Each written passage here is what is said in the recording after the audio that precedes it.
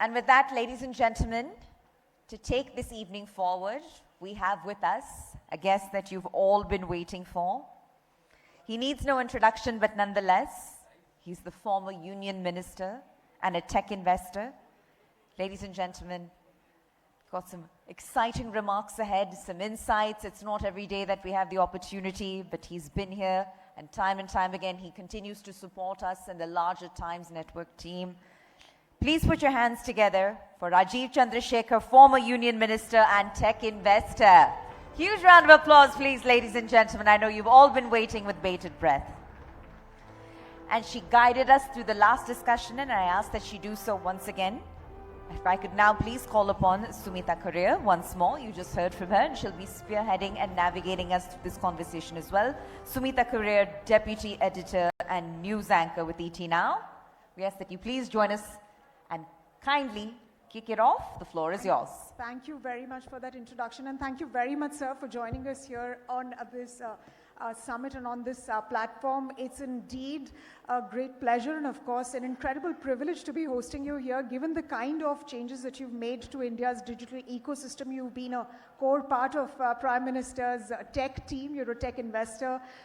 You're a tech geek, as you've mentioned, on your Instagram platform as well. So do hope to learn lots from you and gain a lot of insights from you on India's AI ecosystem and where are we moving. Now, so we are talking, let me take you back a little bit in 2023, which is when ChatGPT just came into the picture. There was a disruption that happened, and after that, we've seen a lot of disruptions happen around. These have not been incremental, but rather explosive. You just came back from the France AI Summit as well. You've been visiting a lot of countries, meeting policymakers. What are some of the key trends, 5 key trends that you really see playing out in the AI ecosystem, and how are they going to impact humanity? So, first of all, thank you for having me, and thank you for that warm welcome. Look, I think it's clear that the world changed, the tech world changed in December 2022. And since 2023, we are living in a completely brand new era or a brand new age, and we can refer to that as AI age. And that started in early 23, and it moved along till we have what is the next big milestone, which is the DeepSeek moment. And if you look at these two basic markers in the ground and look at where the conversations are today, I will broadly point you in 3 strands of 3 threads. The first is, of course, the power of AI. And I think your panelists were alluding to it, and I think everybody is aware.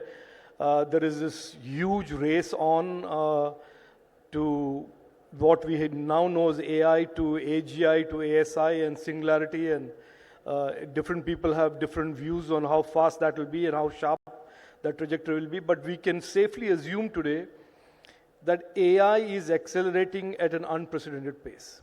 So that is one trend, and that's one thread that's happening. The second one is about governance of AI. And that is a slightly slower developing thread on what constitutes good AI, what constitutes safe AI, and therefore reciprocally what constitutes bad AI.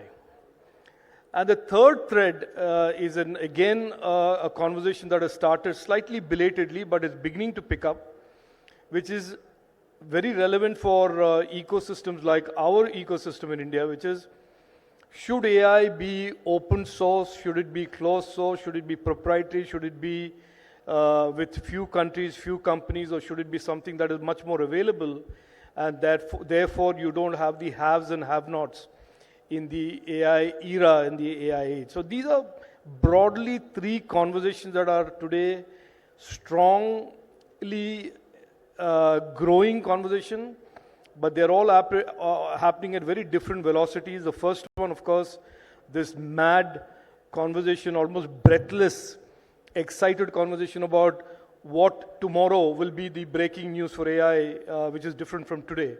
And that is certainly one that is keeping all of us, everybody, very excited and very engrossed.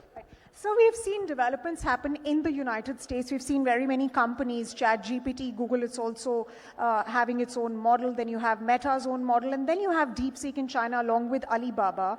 India has also announced that it will be coming up with its own AI model. What I want to understand from you is, how is India's approach to developing AI different from what's happening in the rest of the world? So if you really want to get a good sense of what India's approach is, and we are sitting and doing this in Delhi, and Delhi is full of pundits, as you know, and everybody in Delhi has a view on what AI should be. But to get a good sense of India's AI strategy, you need to go back to December 2023, where Prime Minister Narendra Modi ji, when he was inaugurating the Global Partnership for AI, the New Delhi Summit, said very beautifully and almost very lucidly that our approach to AI, India's approach to AI, is to make sure AI solves real problems that confront government, real problems that confront people. So our approach is not about large language models or general purpose models, that the sharp focus of our ecosystem is to build use cases that are built around AI. So what does that mean?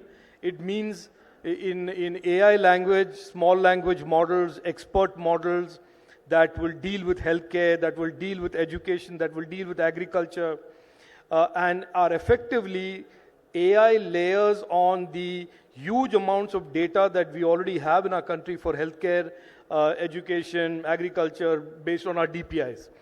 So to answer the question, what is India's AI strategy? Look no further than December 23, when the Prime Minister very clearly laid out what our vision for AI is, that we are not in a mad race with the rest of the world for bragging rights, कि मेरा model में 3 trillion parameter है. That's not our game. Our game is really to build models, build foundational and expert models, but models that are directed to solve problems for the people of India, solve problems that will make governance better and more impactful. So, sir, what would you say to some of your political opponents who say that India is late to the AI party? Look, there's an interesting quote by Steve Jobs when a critic, criticized him about his Apple strategy many years ago. He said, "Look, what have you built? Who are you? And what is your background to comment on something that I am doing?" So that is usually what I say to the opposition of India. Look, but on a serious note, here's the bottom line. The AI race, if you want to call it that, is about 2 years old. In one aspect of AI, we are certainly not lagging anybody, which is on AI adoption. AI applications, we are certainly out there in the front with the US, China, and every other country. Yes, I agree that the US and now China are slightly ahead of us in what I call foundational AI, deep AI, AI research. But this is early days. This is like the first heat of an 8-heat race, and the finals are going to be run a couple of years later.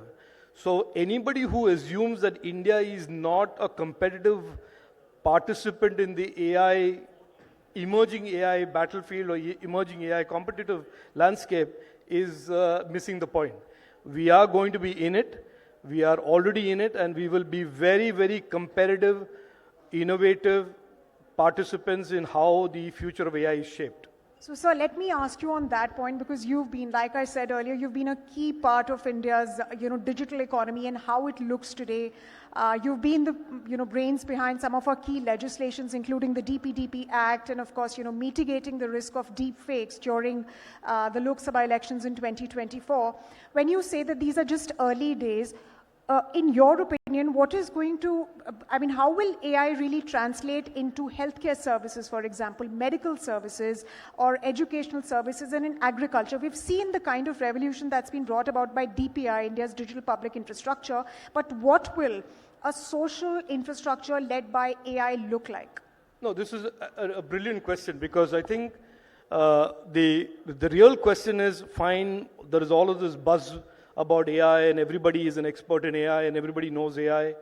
But what really does it mean to a country? What does it mean to a people? And Satya Nadella 4-5 days ago said in a podcast, and I said, I think he summarized it best.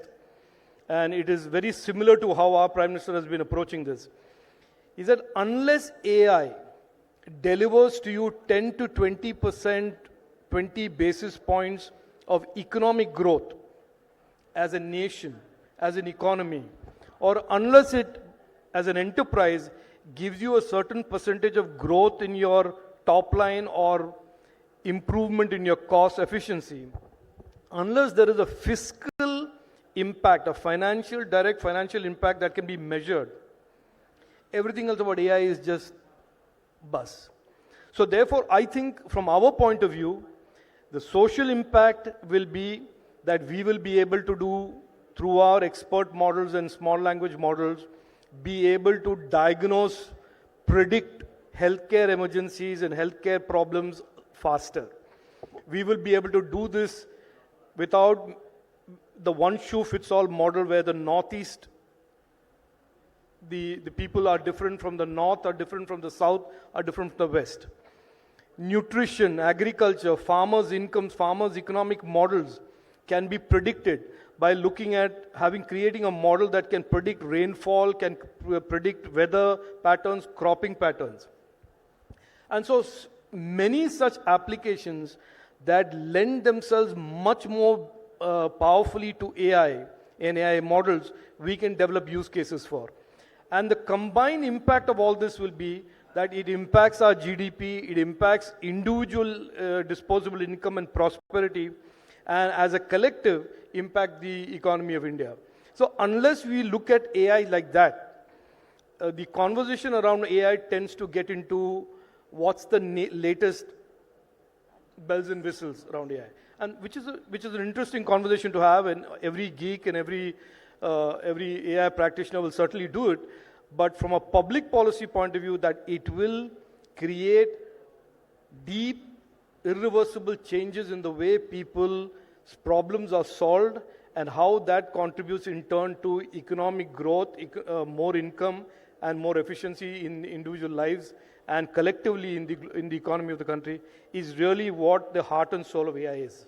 So you'd know, when you say that, you'd know better than many of us who are sitting here. Will there be a day when we'll be able to export India's AI to the rest of the world, as we are doing in the space of electronics, for instance, which has now become one of the foremost areas of export? Again, excellent question. And I think, I hate to say that I'm predicting, or I don't want to pretend to be an astrologer or a crystal ball gazer. But if you look at what President Trump is doing and Elon Musk is doing in the US, if you look at what DeepSeek and the Chinese are doing, we are essentially preparing for a world where the battleground is going to be about data, it is going to be about models, who has superior AI capability, what kind of applications do I have on what type of models. So therefore, AI is certainly going to become a determiner of the competitiveness of countries' economies. And we must consider it that way. And if we consider it that way, we must assume that that is true. We must also be very focused on building our own capabilities. Yesterday, there was an article by the CEO of Grok on in the Economic Times that said that, India should restrict itself to fine-tuning models. Now, I don't know in what context the gentleman said that, but that is like telling India to take a decision that, look, in this rich landscape of AI, we must say 80% of things we will take off the table, and we will only focus on fiddling with somebody else's open source model. So, look, early days, it is clear that there are many debates about whether there should be open source models in AI. I was in the France AI Summit, and there was a very large number of academic professors who said open source AI models should not be permitted because bad people will get access to AI. And then the corollary of that is, of course, then that means only a few countries and few companies will have AI. Is that what we want?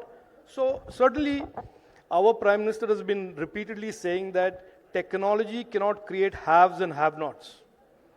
And India has been long since advocating that even the global south, the smaller countries must have access to the best technology. So to answer your question in a long-winded manner, yes, I think India must build our own capability, whether that is models, whether that is data sets, or whether that is all of the above, and make that technology and those models available to those countries that lack it. And which is what we are batting for, which is open sourced models. Absolutely. And the Prime Minister at the AI Action Summit in France also stated that AI should be for good and should be for all, and that's the key. Absolutely. That's the key to developing all our digital public infrastructure. But sir, when we talk about bad actors, of course, there is the talk about regulation. And that's what the Bletchley Convention also spoke about and was discussed also at the France AI Action Summit, the need for a global regulation for AI. However, all of these countries that met there, including the ones who were not there, have their own AI regulations in place. How will this global AI regulation really work? Because you have competing interests at play here. You have one camp, which is the United States. You have another camp in China. And you rightly stated that there's going to be geopolitics around AI as well. So how can a global regulation function, and who will create that regulation? No, I don't know the answer to that. I think if anybody knew the answer to that, they would be implementing it. Like I said in the beginning, one of the threads of conversations around AI that is very slow to take off is this conversation about governance of AI.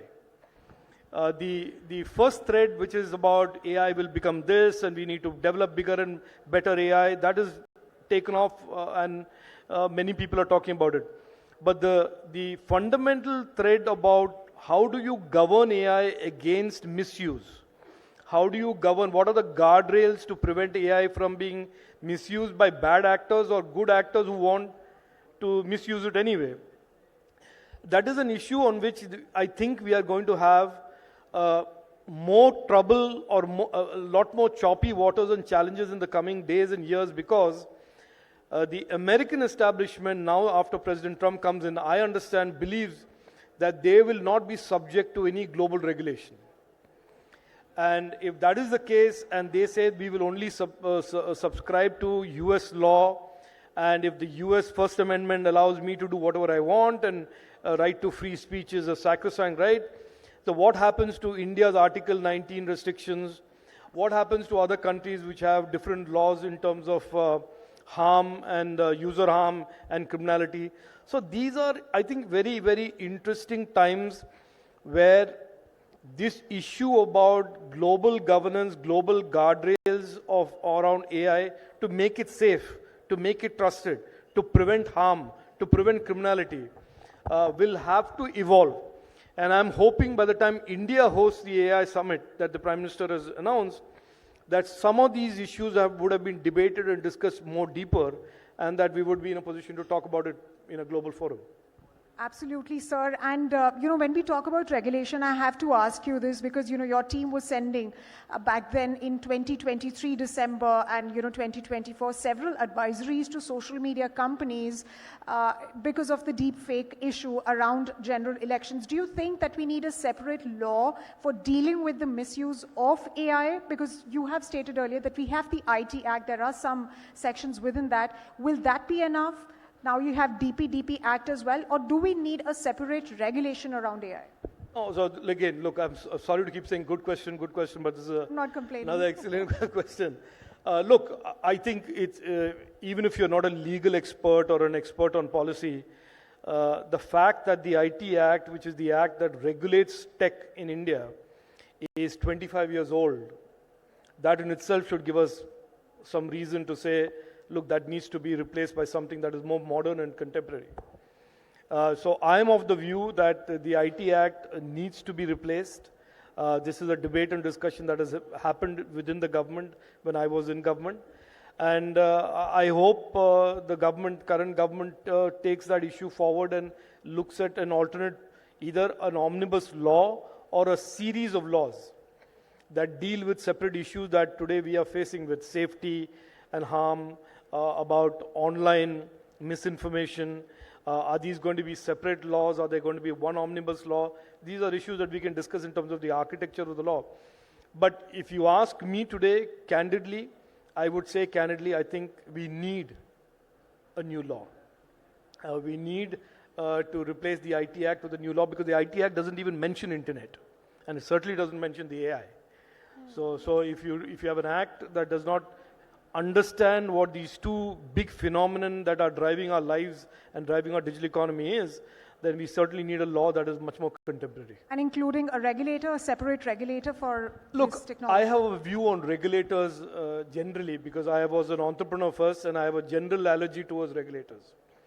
I don't think it's about regulators creating one more layer of babugiri on top of an entrepreneur. I think young entrepreneurs in India, once the law is clear, is very precise and lays out certain principles and guardrails, we should not require another regulator or another layer of oversight. The law should be enough, and there is a court system and there is a appeal system. That should be enough is my personal view. Of course, different people have different views about creating institutions like regulator, but I personally as an individual would not like to create one more institution that a 25-year-old smart young lady or a young boy who's creating an incredible innovation has to go do Shashtang Namaskaram in front of. I don't think that's a great thing to do. So we're not really following the Europe's model so far as over-regulation is concerned. We Yeah. want to give space for innovation as well. So just a final few set of questions, because I can see time's up, but I'm going to take the liberty of asking you the final set of questions as well. And this is essentially on, open AI and of course the TIFF with news publishers as well. This has happened earlier as well with, social media companies when they came into the picture. These AI models are training their data on data that's publicly available, and news publishers are stating that that's a copyright infringement. Correct. Where do you stand on that? No. It's not a question of where I stand on it. I think this is again an area in the law that needs to be, it's a gap that needs to be addressed by this new law, whatever the new law looks like. Because today, while we have DPDP, an act that deals with personal data, we don't have anything in the law books that deals with your data that may be personal or non-personal that is put on the public internet for consumption. How does it give anybody the right to scrape that data and train their model with that data and not compensate you for it or not attribute? So I think there is a broader issue, which is, does the internet represent a free-for-all in terms of those who want to scrape it and train their models without attribution, without financial compensation? My view is that no. Just because it is my data and it's available publicly does not give you the right to use that data for purposes, commercial purposes of yours. And I think it's a simple principle. If I worked very hard to create some content and I put it on the open internet for people to consume, it doesn't mean that person who consumes it for his individual entertainment or individual consumption can then in turn take that without attributing it to me, without giving me compensation, and use it to train some model of his or platform of his. So that I think is wrong. And this case that has been filed in India as well as in New York by the New York Times is going to be certainly clearly defining the boundaries around it and the do's and don'ts around these models vis-a-vis the public internet. Absolutely. And sir, there's been selectivism on part of these AI companies because they've struck partnerships with other media companies. However, they continue to scrape data. One final question, and this I have to ask you on the semiconductor ecosystem. We had the phase 1 of the scheme. We saw brilliant results. 5 semiconductor companies are now in the process of setting up plants. What should phase 2 of the scheme really look like? Because, you have stated several times that Intel at one point in the late 90s wanted to come to India. However, due to political unwillingness and a whole host of reasons, they could not. Now, if India is capitalizing on this opportunity, what does it really need to, in policy terms, do to fast track this? No, look, so you asked me a question about what the opposition says about the AI. Exactly. Yeah, and I want to bring that back up here. When the Prime Minister of India in December 2022 launched the semiconductor policy, I was minister, and I remember a whole bunch of people, so-called intellectuals, including in media, who said, no, India can never do it. Nobody will ever come to India. We don't have the talent. We don't have the capability. Do you know what you're attempting? All of that. And today, 2.5, 3 years later, we've gone from having a zero presence in the semiconductor global value chains to having a flag planted that is slowly and steadily increasing. The same will happen in AI. In terms of how the semiconductor ecosystem will grow, I can assure you that while manufacturing and packaging capacity will go, what you are not seeing today is the slow but very, very solid rise of design, fabless companies, new chips being designed in India by young groups of people that are absolutely confident, and the research around the next type of transistor and the research that is going around the next generation of processes or semiconductor manufacturing. So stay tuned. This is probably, I've had the privilege of being associated with two of the most exciting areas in the digital ecosystem, semiconductors and AI, and I think they are going to define in large part what India's ecosystem is going to look like in the next 4 to 5 years. Right, so let's do a quick rapid fire before we wrap this session. AI in politics, good or bad? Look, when AI It's a rapid fire. Okay. Natural stupidity or artificial intelligence, I prefer artificial intelligence. All right. How much do you use AI apps on a scale of 10 in your I day? use 9 out of 10, all the time. And your favorite I ones? actually do it for even writing letters. Okay. Will AI be able to predict election outcomes? Yes. And if you could have a conversation with AI, with any AI tool, what would you ask it right now? I would ask it to predict what the outcome of Donald Trump's presidency would be. Well, that's something that we are all watching with bated breath, given the tariff threat that really looms around on a whole host of countries. So Elon Musk is so closely aligned with the US government. Is that going to be the new normal? I think every government should allow those who are interested in public service, whether they're entrepreneurs or not, to be associated with it. I see nothing wrong with it. But there is a clash of interest. No, there's no clash. I mean, you can argue that I came from an entrepreneurial background just because I'm in public life is a clash of interest. It's not. It's a clash of interest if you allow it to be so. But if governments allow conflict of interest to be highlighted and ring-fenced, these are smart, talented people who should be used by governments all around the world. I would love to have Elon Musk if I was president or prime minister in my team. Right, so and your AI-related prediction for 2030? 2030? Oh, I can't think that far ahead. 2027? 2027, I think, will be a year when the current general AI model landscape would have transformed into many, many expert models.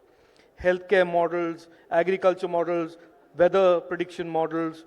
So I think there will be a lot many more expert models very closely mimicking human reasoning by 27. All right, and we can't really wait for that future to unfold. And on that note, thank you very much, sir, for your insights and perspectives. Thank you very much for having me. Thank you. It's always fabulous learning from you and having you, and chatting with you always. Thank you very much. Excellent. Thank you so much. And Mr. Chandrashekhar, we ask that you please remain on stage, sir. We'd love to take the opportunity to have you present our next set of awards. And thank you so much, Sumita, for asking all the right questions as we now move on to our next set of awards. And if I could please have Rohit Chadda back on stage to kindly join us in doing the honors. All right, let's move on. You've all been waiting for these final set of awards, and ladies and gentlemen, here they come. All right, the first one is ET Now Industry Icon, and it goes to, you just heard from him, Naveen Kukreja. If we could please have Naveen Kukreja on stage to accept the award at the hands of Mr. Rajiv Chandrashekhar. Congratulations once again. It's an incredible platform to be recognized.